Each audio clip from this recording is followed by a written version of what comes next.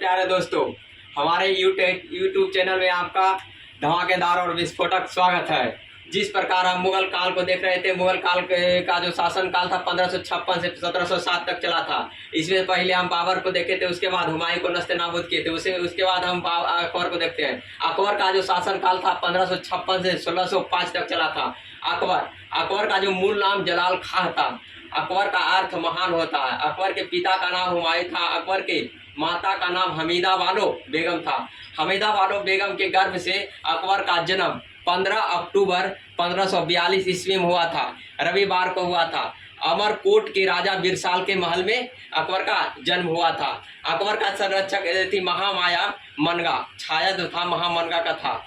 अकबर 3 वर्ष की आयु में तो कह सकते हैं 1545 में वो अपने पिता हुमायूं से भेंट किया था। उसके बाद 1545 में हुमायूं ने काबुल और कंधार पर विजय प्राप्ति के बाद वह अकबर को जलाल मोहम्मद खां अकबर नाम रखा था। उसके बाद 9 वर्ष की अवस्था में पहली बार गजनी का सूबेदार नियुक्त किया था अकबर को। अकबर के संरक्षक में उस समय मुनीम खां था। उसके बाद अकबर जो गजनी के बाद लाहौर का सूबेदार नियुक्त किया गया। उस समय अकबर का जो संरक्षक था वो बैरम खां था। कौन था? बैरम खां था। उसके बाद अकबर के गुरु का नाम अब्दुल लतीफ खां था। उसके बाद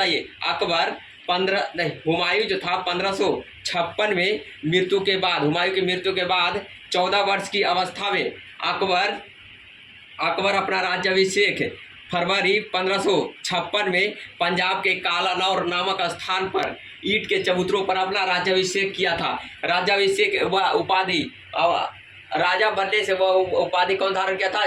जलालुद्दीन मोहम्मद अकबर बादशाह गाजी की उपाधि धारण कर वह दिल्ली के शासन पर बैठा था, बादशाह बना था। उसके बाद हुमायूं की मृत्यु के बाद दिल्ली और आगरा पर पुनः सूरवंश का शासक आदिल शाह, जिसका प्रधानमंत्री कौन था? हेमूचंद, वह अधिकार कर लिया था। उसके बाद पानीपत का द्वितीय जो हरियाणा, पानीपत कहाँ पड़ता है? हरियाणा में। द्वितीय युद्ध हेमू और अकबर के बीच हुआ था। अकबर का संरक्षक कौन था? बैरम खां। हेमू और बैरम खां के नेतृत्व में हुआ था, जिसमें अकबर का बैरम खां के क्या होता है? जीत हुआ था और हेमू की हार हो गई थी। कहेगा हेमू जो 22 युद्ध लड़ा था उसमें 22 जीत गया था, लेकिन पानीपत के द्वितीय युद्ध ऐसा था जिसमें हेमू क्या गया था? हार गया था। पानीपत का द्वितीय युद्ध 5 नवंबर 1556 में हुआ था। उसके बाद बैरम खां का जो संरक्षण काल था जो 1556 से 1560 तक चला था।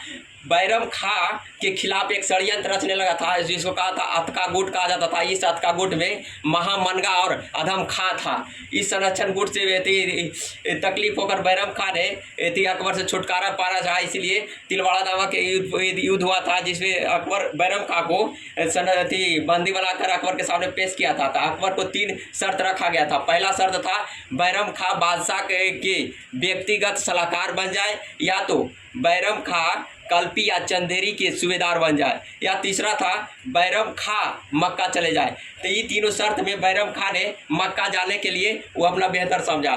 तो मक्का जाते समय गुजरात के पाटा नामक स्थान पर 1560 में मुबारक खां युवक ने बैरम खां की हत्या कर दी थी। मुबारक खां के जो पिता था वह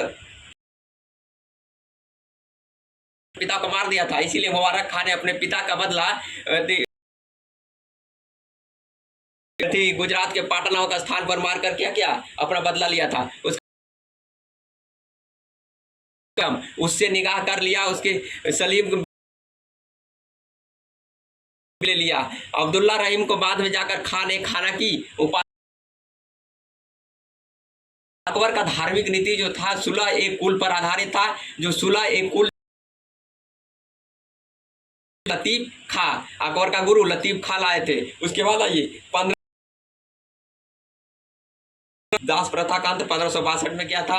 अकबर ने तीर्थ यात्रा को जजिया कर को समाप्त कब किया था? 1564 में। उसके बाद धार्मिक चर्च में सभी धर्मों को प्रवेश की नियुक्ति कब दिया था? 1578 में। उसके बाद 1579 में मजहर की घोषणा किया था। मजहर की घोषणा जो था वह एक शाही आदेश था। शाही दीन ए इलाही संबत 1582 ईस्वी में लाया था। दीन ए इलाही संबत 1582 ईस्वी में लाया था, जिसे अपनाने वाला प्रथम तथा हिंदू प्रथम तथा अंतिम हिंदू राजा कौन था? बीरबल। बीरबल का मूल नाम महेश दास था। क्या था? महेश दास था। दीन ए इलाही संवत का पुरोहित जो था अबुल फजल था। कौन था? अबुल फजल था। दीन ए इलाही संवत के जगह पर हिजरी संवत 1583 ईस्वी में लाया था।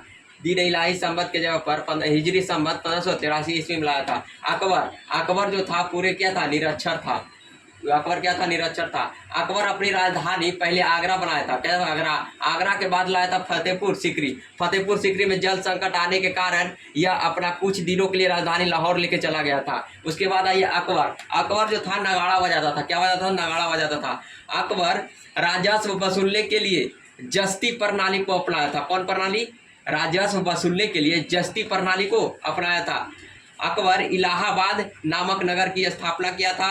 अकबर के समकालीन शेख सलीम चिश्ती सूफी संत कौन थे? शेख सलीम चिश्ती अकबर के समकालीन थे।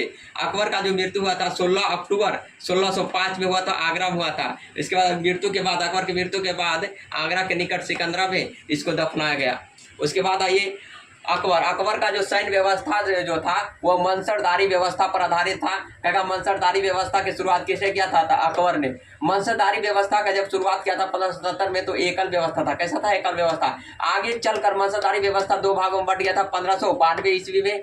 तो इसका दो भागों में बट गया था। पहला था जात, दूसरा था सवार। जात के मतलब होता था, जात का अर्थ था मंसरदारी की हैसियत। उसके बाद सवार का अर्थ होता था घुड़सवार। क्या होता है? घुड़सवार। अबुल फजल ने आईने अकबरी में मंसरदार को 66 वर्गों में उल्लेखित किया था।